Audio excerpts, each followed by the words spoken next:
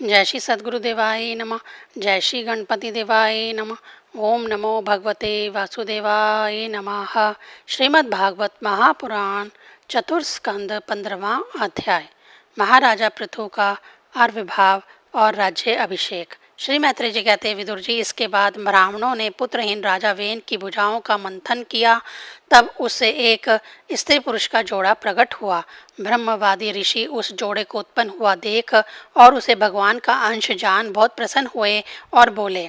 ऋषियों ने कहा, यह पुरुष भगवान विष्णु की विश्व पालनी कला से प्रकट हुआ है और यह स्त्री उन परम पुरुष की अनप्यानी यानी कभी ना अलग होने वाली शक्ति लक्ष्मी जी का अवतार है। इनमें से जो पुरुष है वह अपने सुयश का प्रथन विस्तार करने के कारण परम यशस्वी पृथु नामक सम्राट होगा। राजाओं में यही सबसे पहला होगा।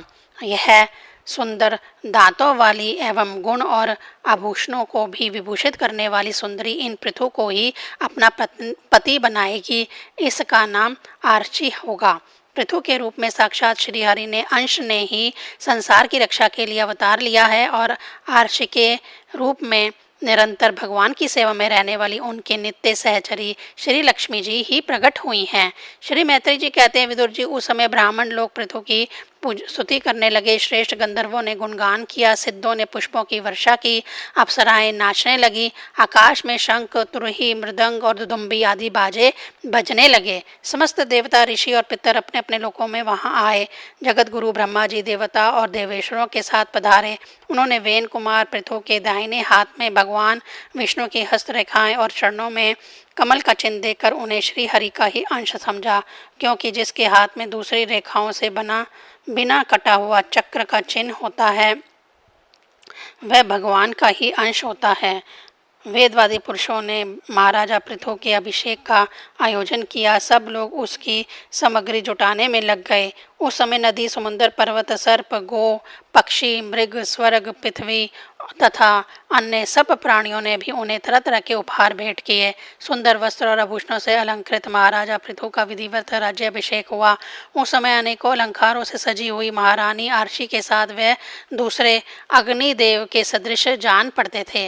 वीर विदुर जी, उन्हें कुबेर ने बड़ा ही सुंदर सोने का सिंहासन दिया तथा वरुण ने चंद्रमा के समान श्वेत और प्रकाशमय छत्र दिया, जिससे निरंतर जल की फुइयाँ झरती रहती थीं।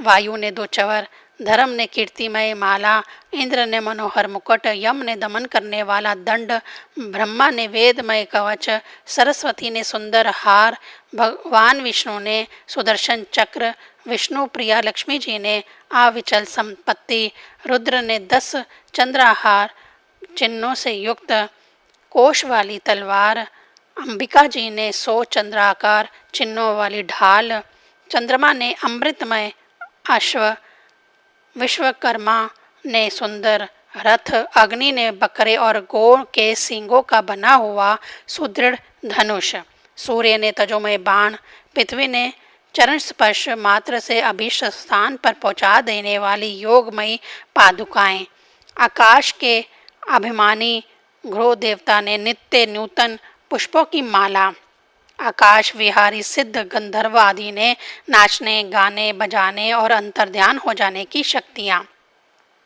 ऋषियों ने अमोघ आशीर्वाद, समुद्र ने अपने से उत्पन्न हुआ शंख तथा 7 समुद्र, पर्वत और नदियों ने उनके रथ के लिए बेरोक टोक मार्ग उपहार में दिए। इसके पश्चात सूत, मगध और बंदीजन उनकी स्तुति करने के लिए उपस्थित हुए। तब उन स्तुति करने वालों का अभिप्राय समझकर वेन पुत्र परम प्रतापी महाराज पृथु ने हंसते हुए मेघ के समान गंभीर वाणी में कहा। पृथु ने कहा, सौम्य सूत, मगध और बंदीजन, अभी तो लोक में मेरा कोई भी गुण प्रकट नहीं हुआ, फिर भी तुम किन गुणों को लेकर मेरी स्तुति करोगे? मेरे विषय में तुम्हारी वाणी व्यर्थ नहीं होनी चाहिए, इसलिए मुझसे भिन्न किसी और की स्तुति करो। मृदुभाषियों, कालांतर में जब मेरे अप्रगट गुण प्रकट हो जाए तब भरपेट अपनी मधुर वाणी से मेरी स्तुति कर लेना।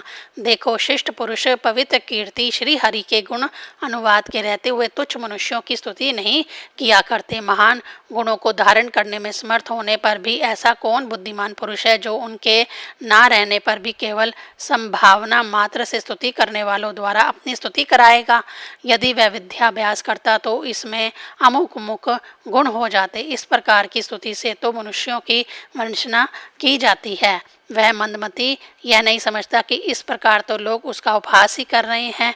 जिस प्रकार लज्जाशील उदार पुरुष अपने किसी निंदित पराक्रम की चर्चा होनी बुरी समझते हैं, उसी प्रकार लोक विख्यात समर्थ पुरुष अपनी स्तुति को भी निंदित मानते हैं। सूतगण, अभी हम अपने श्रेष्ठ कर्मों के द्वारा लोक में आप प्रसिद्ध ही हैं। हमने अब तक कोई भी ऐसा काम नहीं किया है जिसकी प्रशंसा की जा सके। तब तुम लोगों से बच्चों के समान अपनी कीर्ति का किस प्रकार गान करावें। 15वां अध्याय संपूर्ण। 16वां अध्याय बंदी जन द्वारा महाराजा पृथु की स्तुति। श्री मात्रे जी कहते हैं, महाराजा पृथु ने जब इस प्रकार किया तब उनके वचनामृत का स्वादन करके सूत आदि गायक लोग बड़े प्रसन्न हुए। फिर वह मुनियों की प्रेरणा से उनकी इस प्रकार स्तुति करने लगे। आप साक्षात देव प्रवर श्री नारायण ही हैं जो अपनी माया से अवतीर्ण हुए हैं। हम आपकी महिमा का वर्णन करने में समर्थ नहीं हैं। आपने जन्म तो राजा वेन के मृतक शरीर से लिया है, किंतु आपके पौरुषों का वर्णन करने में साक्षात ब्रह्मा आदि की बुद्धि भी चकरा जाती है। तथापि आपके कथामृत के आस्वादन में आदर बुद्धि रखकर मुनियों के उपदेश के अनुसार उन्हीं की प्रेरणा से हम आपके परम प्रशंसनीय कर्मों का कुछ विस्तार करना चाहते हैं। आप साक्षात श्री हरि की कला अवतार हैं और आपकी कीर्ति बड़ी उदार है। ये धर्मधारियों में श्रेष्ठ महाराजा पृथु लोक को धर्म में प्रवृत्त करके धर्म मर्यादा की रक्षा करेंगे तथा उसके विरोधियों को दंड देंगे। ये अकेले ही समय समय पर प्रजा के पालन पोषण और अनुरंजन आदि कार्य के अनुसार अपने शरीर में भिन्न भिन्न लोकपालों की मूर्तियों को धारण करेंगे तथा यज्ञ आदि के प्रचार द्वारा स्वर्गलोक और वृष्टि की व्यवस्था द्वारा भूलोक दोनों का ही हित साधन करेंगे। ये सूर्य के समान अलौकिक महिमावंत प्रतापवान और समदर्शी होंगे। जिस प्रकार सूर्य देवता 8 महीने तपते रहकर जल खींचते हैं और वर्षा ऋतु में उसे उड़ेल देते हैं, उसी प्रकार ये कर आदि के द्वारा कभी धन संचय करेंगे और कभी उसका प्रजा के हित के लिए व्यय कर डालेंगे। ये बड़े दयालु होंगे। यदि कभी कोई दीन पुरुष इनके मस्तक पर पैर भी रख देगा तो भी यह पृथ्वी के समान उसके इस अनुचित व्यवहार को सदा सहन करेंगे। कभी वर्षा न होगी और प्रजा के प्राण संकट में पड़ जाएंगे तो ये राजवेशधारी श्री हरि इंद्र की भांति जल बरसाकर अनायास ही उसकी रक्षा कर लेंगे। ये अपने अमृतमय मुख, चंद्र की मनोहर मुस्कान और प्रेम भरी चितवन से संपूर्ण लोगों को आनंद मग्न कर देंगे। इनकी गति को कोई समझ ना सकेगा। इनके कार्य भी गुप्त होंगे तथा उन्हें संपन्न करने का ढंग भी बहुत गंभीर होगा। इनका धन सदा सुरक्षित रहेगा। ये अनंत ममत्व और गुणों के एकमात्र आश्रय होंगे। इस प्रकार मनुष्य पृथु साक्षात वरुण के ही समान होंगे। महाराजा पृथु वेन रूप अरण्य के मंथन से प्रकट हुए अग्नि के समान है। शत्रुओं के लिए ये अत्यंत दुरुषी और दुस्सह होंगे। ये उनके समीप रहने पर भी सेना आदि से सुरक्षित रहने के कारण बहुत दूर रहने वाले से होंगे। शत्रु कभी इन्हें हरा ना सकेगा। जिस प्रकार प्राणियों के भीतर रहने वाला प्राण रूप सूत्रात्मक शरीर के भीतर बाहर के समस्त व्यापारों को देखते रहने पर भी उदासीन रहता है, उसी प्रकार यह गुप्तचरों के द्वारा प्राणियों के गुप्त और प्रकट सभी प्रकार के व्यापार देखते हुए भी अपनी निंदा और स्तुति आदि के प्रति उदासीन व्रत रहेंगे। यह धर्म मार्ग में स्थित रहकर अपने शत्रु के पुत्र को भी दंडनीय ना होने पर कोई दंड ना देंगे और दंडनीय होने पर तो अपने पुत्र को भी दंड देंगे। भगवान सूर्य मानसोत्तर पूर्व पर्वत तक जितने प्रदेश को अपनी किरणों से प्रकाशित करते हैं, उस संपूर्ण क्षेत्र में इनका निष्कंटक राज्य रहेगा। ये अपने कार्यों से सब लोगों को सुख पहुँचावेंगे, उनका रजन करेंगे। इससे उन मनोरंजनात्मक व्यापारों के कारण प्रजा इन्हें राजा कहेगी। यह बड़े दृढ़ संकल्प, सत्य प्रतिज्ञ, ब्राह्मण भक्त, वृद्धों की सेवा करने वाले, शरणागत वत्सल, सब प्राणियों को मान देने वाले और दीनों पर दया करने वाले होंगे। ये पर स्त्री में माता के समान भक्ति रखेंगे, पत्नी को अपने आधे अंग के समान मानेंगे, प्रजा पर पिता के समान प्रेम रखेंगे और ब्रह्मवादियों के सेवक होंगे। दूसरे प्राणी इन्हें उतना ही चाहेंगे जितना अपने शरीर को। ये सुहृदों के आनंद को बढ़ाएंगे। यह सर्वदा वैराग्यवान पुरुषों से विशेष प्रेम करेंगे और दुष्टों को दंड पानी यमराज के समान सदा दंड देने के लिए उद्यत रहेंगे।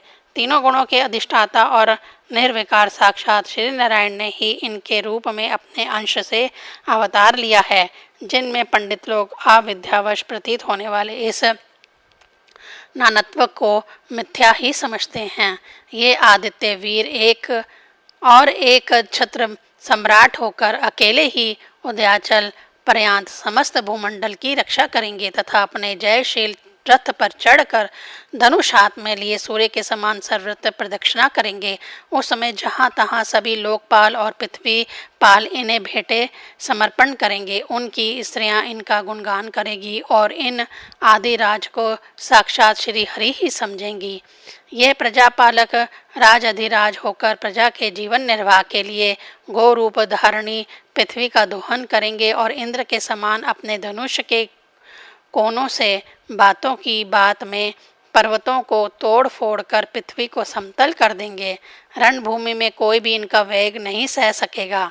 जिस समय ये जंगल में पूंछ उठाकर विचरते हुए सिंह के समान अपने आजगव धनुष का टंकार करते हुए भूमंडल में विचरेंगे, उस समय सभी दुष्ट जन इधर उधर छिप जाएंगे। ये सरस्वती के उद्गम स्थान पर 100 अश्वमेघ यज्ञ करेंगे। तब अंतिम यज्ञ अनुष्ठान के समय इंद्र इनके घोड़ों को हर कर ले जाएंगे।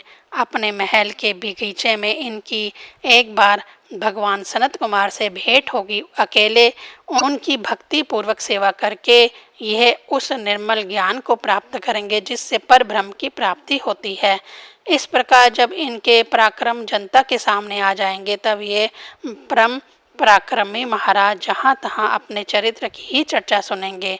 इनकी आज्ञा का विरोध कोई भी ना कर सकेगा तथा ये सारी दिशाओं को जीत कर और अपने तेज से प्रजा के कलेश रूप कांटे को निकाल कर संपूर्ण भूमंडल के शासक होंगे। उस समय देवता और असुर भी इनके विपुल प्रभाव का वर्णन करेंगे। 16वां अध्याय संपूर्ण। ओम नमो भगवते वासुदेवाय नमः।